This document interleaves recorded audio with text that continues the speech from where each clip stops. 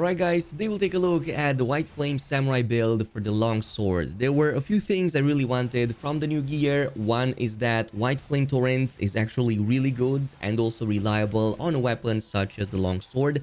I also wanted at least a couple of the Zoshia armors, both because you get to stack a lot more skills on top, but they also give you a nice heal over time effect for comfort.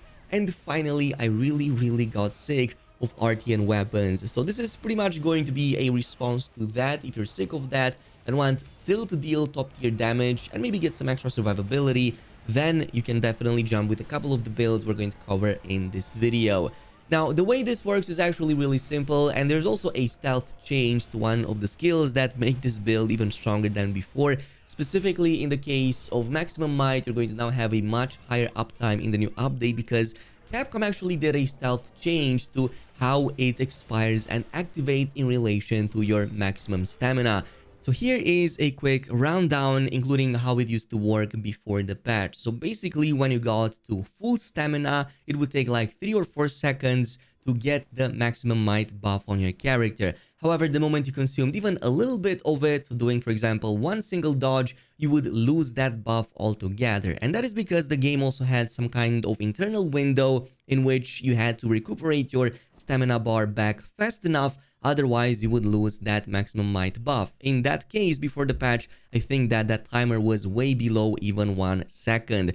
But in the new update, and what Capcom didn't say, is that they actually extended that internal window to 2 seconds. So now what this means is that as long as your stamina bar takes 2 seconds or less to fill back to 100, you're still going to maintain that maximum might buff without losing it whatsoever. We can test this right here in the training area. So just to give you an example, if I do a dodge, as you can see, I am not losing my maximum might buff. That is because it takes less than 2 seconds for my stamina to reach back to full max. If I were to do 2, for example, obviously I would lose that because now it takes a bit over 2 seconds to fully regenerate that stamina, so obviously it doesn't apply. But you can actually extend this to even more, for example with a full Fulgur set, or even the 2 set piece is so good with that extra stamina gauge that now you can do 4 full back-to-back dodges one after another, and you're still not going to lose the maximum might buff.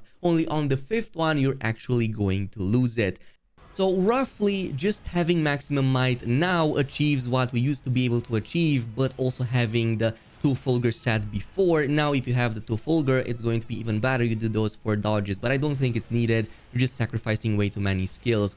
But this also brings us to some of the other skills, which the next one being, of course, the White Flame Torrent. Now, this kind of has a few problems right now, but I still think it's very consistent on the Longsword, and the reason for that is because of the way it works with typically weapons that already have many normal attacks in their highest DPS repertoire.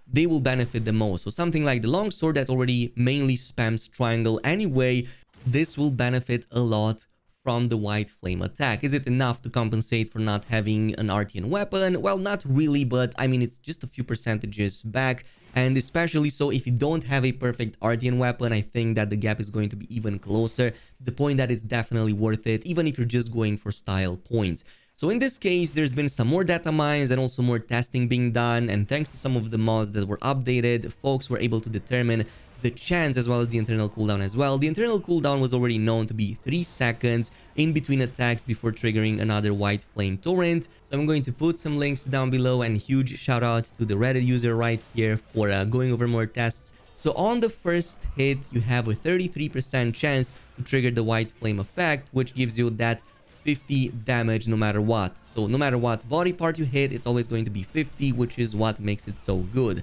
However, if that fails to trigger and then you wait 3 more seconds, the next hit will now have a 50% chance to trigger the White Flame effect. And finally, if this also fails to trigger that, on the 3rd and final hit, again assuming that 3-second internal cooldown, you're now going to have a 100% chance to trigger the White Flame damage. So this means by the 3rd hit, you're guaranteed to have that, assuming those 3 seconds of internal cooldown. So this means the latest you're going to trigger that is obviously going to be after 9 seconds, assuming perfect conditions. But on average, this means that every 2 hits you should trigger this with the Longsword.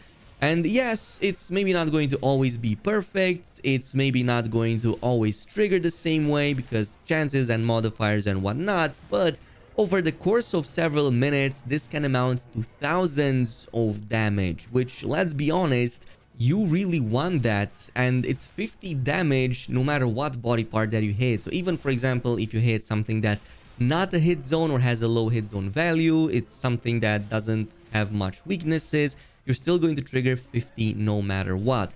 And that is what makes it so freaking good. The fact that you can reliably use it and get the extra damage. This is probably going to be the go-to build if you're not playing perfectly. I think that that's what Capcom wanted to achieve here, at least with some of the weapons.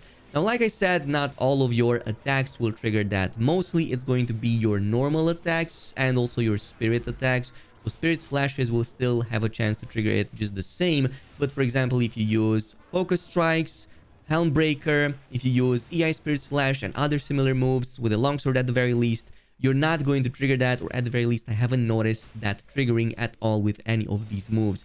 But triangle attacks, R2 attacks, even circle attacks do have a chance to trigger that white flame attack. But besides that, let's also take a look at the builds themselves right here. We still can use Artian weapons, by the way, with this, but you have that option for the Blazing Raffle. In this case, we have two versions that pretty much achieve the same thing, but with slightly different combinations. So both of them will use the head and the chest from the Zoshia Beta. This one I have here uses the Guardian Arcveld arms and also the waist and legs from Gormagala. We really want Gormagala no matter what. That's literally a staple for everything. It's way too good. 25% extra affinity is too good to lose, and it's very easy to just get.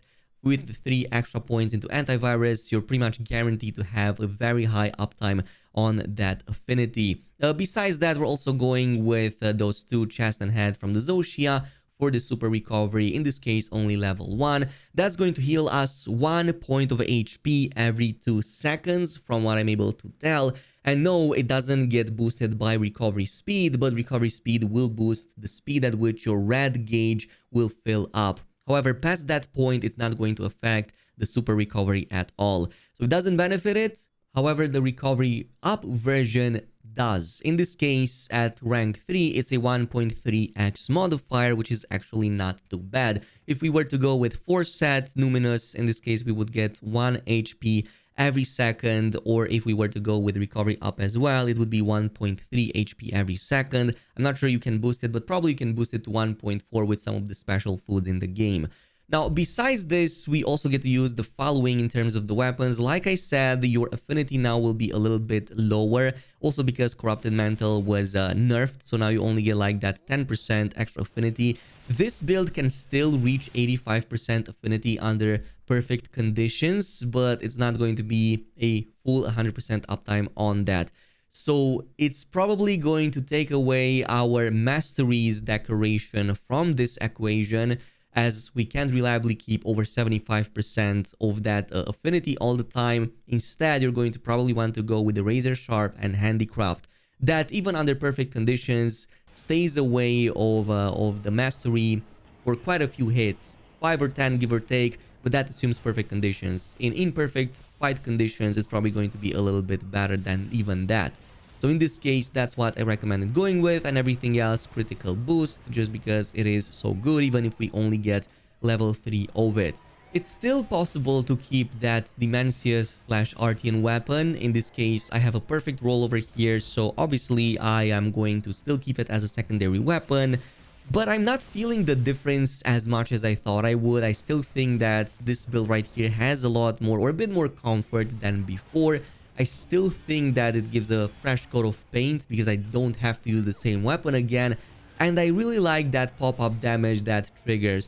So yeah, give it a go. Let me know what you think about it. You can still use your Artian weapon if you want with this build. You probably have to mix and match some things here and there to make up for the loss in affinity and maybe replace it with a Mastery. But in this case, I think that this achieves a really solid balance and gives a bit of extra survivability. This is pretty much it with the video. Thanks much for watching, and until next time,